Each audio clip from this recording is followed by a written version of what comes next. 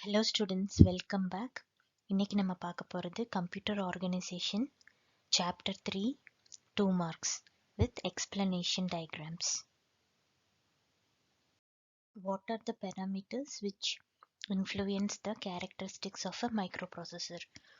So microprocessor ஓட character எதெல்லாம் influence பண்ணும்? First வந்து clock speed. Clock speed னா என்னது?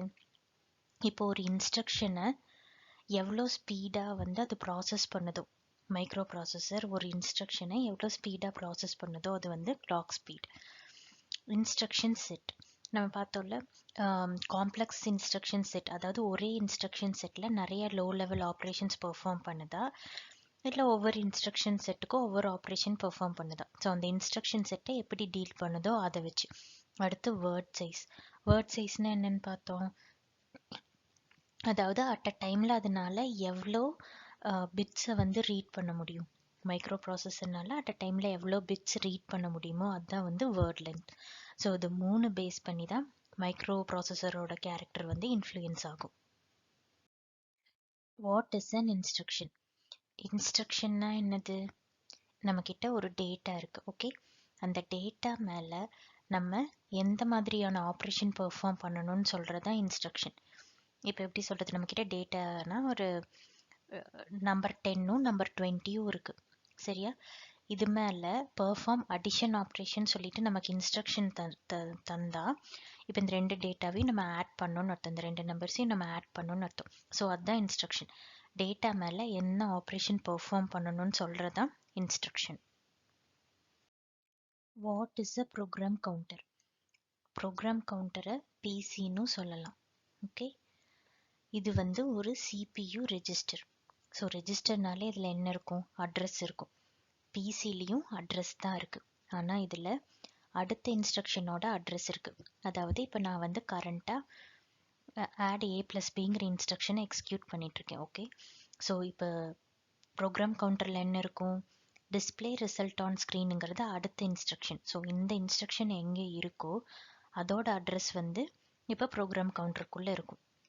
நெக்ஸ்ட் இதுக்கு வந்துச்சுன்னா டிஸ்பிளே ரிசல்ட் ஆன் ஸ்க்ரீன் இப்போ கரண்ட்டாக எக்ஸிக்யூட் ஆகிட்டு இருந்துச்சுன்னா அடுத்த ப்ரோக்ராம் கவுண்டருக்குள்ளே அதுக்கு அடுத்த இன்ஸ்ட்ரக்ஷன்ஸ் எல்லாம் என்னென்னவோ அதெல்லாம் இருக்கும். ஸோ அடுத்தடுத்த இன்ஸ்ட்ரக்ஷன்ஸாக்கான மெமரியை ரெடியாக வைக்கிறதுனால கம்ப்யூட் பண்ணுறது வந்து ரொம்ப ஃபாஸ்ட்டாக இருக்கும், ஓகே. கேல்குலேஷன் வந்து ரொம்ப ஃபாஸ்ட்டாக இருக்கும்.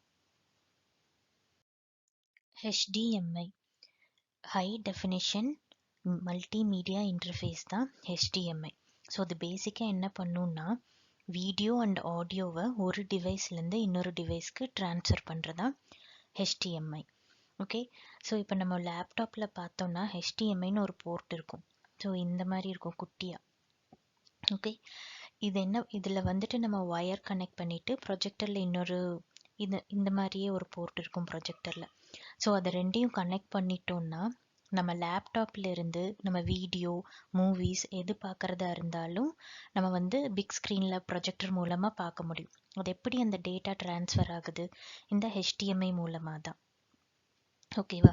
ஸோ HDMI பேசிக்காக என்ன பண்ணும், it transfers video and audio and video டேட்டாவை வந்து ட்ரான்ஸ்ஃபர் பண்ணுறது தான், ஒரு டிவைஸ்லேருந்து இன்னொரு டிவைஸ்க்கு ட்ரான்ஸ்ஃபர் பண்ணுறது தான் HDMIயோட வேலை.